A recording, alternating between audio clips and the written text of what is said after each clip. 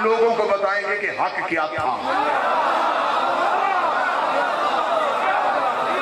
अब हमारे सवालात की एक लंबी लिस्ट आने वाली है, क्योंकि सिर्फ हमला हमारी तरफ से नहीं हुआ, हमला उधर से हुआ। हम दिफाई पोजीशन में, अब हम दिफा करने के लिए आए, हम एक लंबी लिस्ट लेके आए। अब हमें हमारे सवालों के जवाब दिए जाए।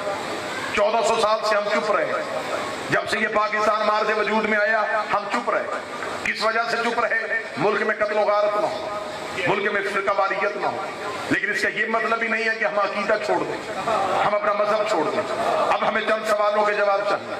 हम सबसे पहला सवाल ये करते हैं जिस मलाउन ने बकवास की, मैं उसका नाम भी मिंबर से नहीं लेना चाहता। मिंबर पाक है, बंदा ना पाक है।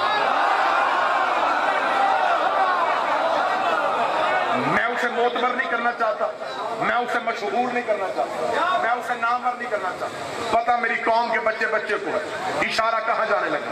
बात हुई है सैयदा पर, ये बहस बाद में करेंगे कि खता पे कौन था। इतना तो मान गया ना कि बीबी दरबार आई है, इससे अगली बहस का दरवाजा हम बाद में खोलते। तू इतना मान गया कि नबी की बेटी दरबार में आई, बीबी ने आके दरबार में मुतालबा किया। अब तूने आगे से क्या कहा कि बीबी ने जो मुतालबा किया माज़अल्लाह वो मुतालबा गलत था। अगर तू मुतालबा गलत कहेगा, तेरे पूरे के पूरे मजहब की छत में गिराता हूं, तुझे साबित करता हूं कि तू काफिर है। तूने तौहीन रिसालत कैसे की है मैं साबित करता हूं। तूने सिर्फ ये नहीं कहा कि मुकदमा झूठा था। अगर मुकदमा झूठा था फिर इसका मतलब गवाह भी झूठे थे। अगर गवाहों को झूठा मानना पड़ेगा, फिर ज़हरा के गवाहों में अली खड़ा है। अगर माज़अल्लाह अली झूठे थे, फिर अली तेरा चौथा खलीफा कैसे बन गया?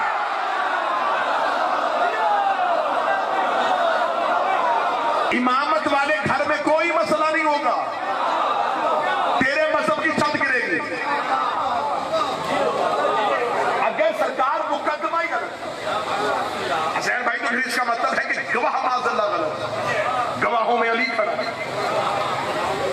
तू कह रहा है मेरे ऊपर तौहीन कुरान नहीं बनती, नबी की हदीस नहीं है अल कुरान मा अली, कुरान अली के साथ। इसका मतलब जिसने अली को झुटलाया उसने अली को नहीं झुटलाया, उसने कुरान को झुटलाया। अगर मुकदमा खता पे था फिर गवाह कहां गया? अगर तू कहेगा गवाह माज़अल्लाह खता में, फिर ज़हरा कहे कि गवाह हुसैन भी है। अगर हुसैन को तू खता पे मानेगा, फिर मैं नबी की हदीस तेरे गले का फंदा बना दूंगा, हुसैन मिन्नी व अना मिनल हुसैन,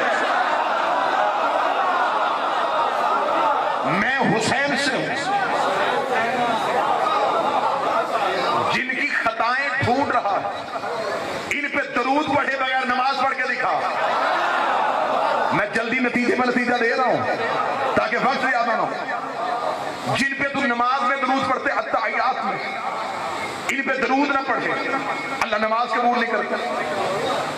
तो जिन पे नमाज में दरूद पढ़ा जाए फिर वो अलैहिस्सलाम होते।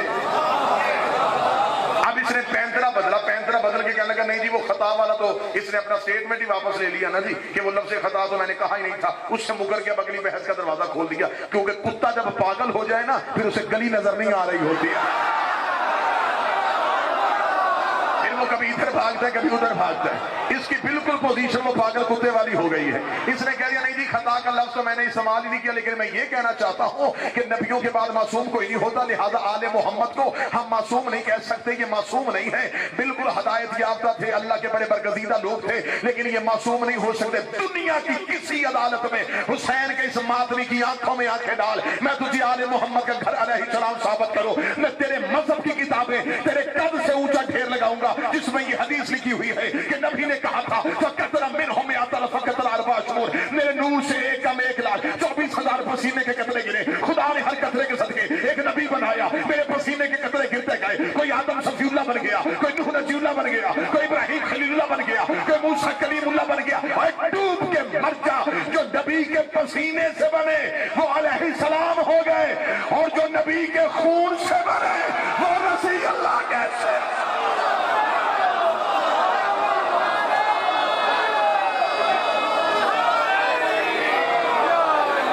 इस घर का हर फर्द मासूम।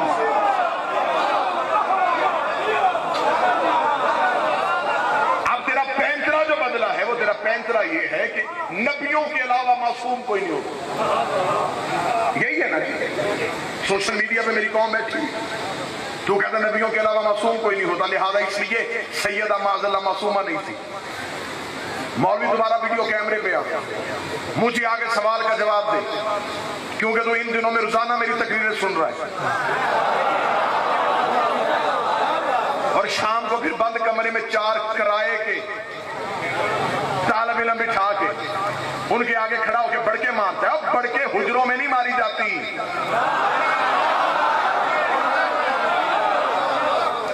हमें तेरी हैसियत का पता है, हमने खैबर में तुम्हें 39 दिन आजमाया हुआ है।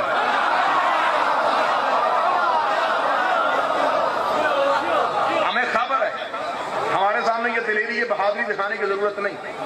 तूने जो जवाब 9:30-10 बजे अपलोड करना होता, मैं तुझसे सवाल कर रहा हूं कैमरे की आंख में आंख डालकर। तूने कहा है कि माज़ल्ला ज़हरा मासूमा नहीं, तो आज कल जब भी अपना पैगाम रिकॉर्ड करवाए तो जवाब देना, जबरील मासूम है कि नहीं। अगर तू जबरील को मासूम समझता है, मैं जबरील तुम्हें ज़हरा के दरवाजे पे रोटियां मांगता दिखाता हूं।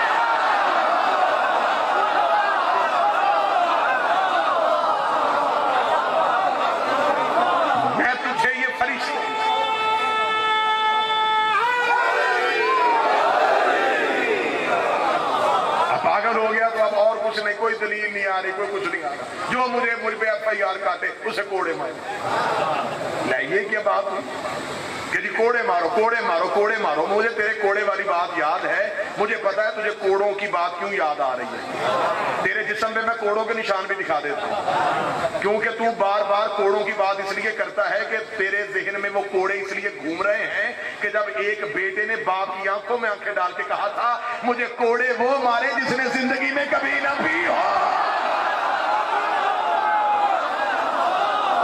वो उन कोड़ों की तकलीफ तेरे जहन में अभी तक है।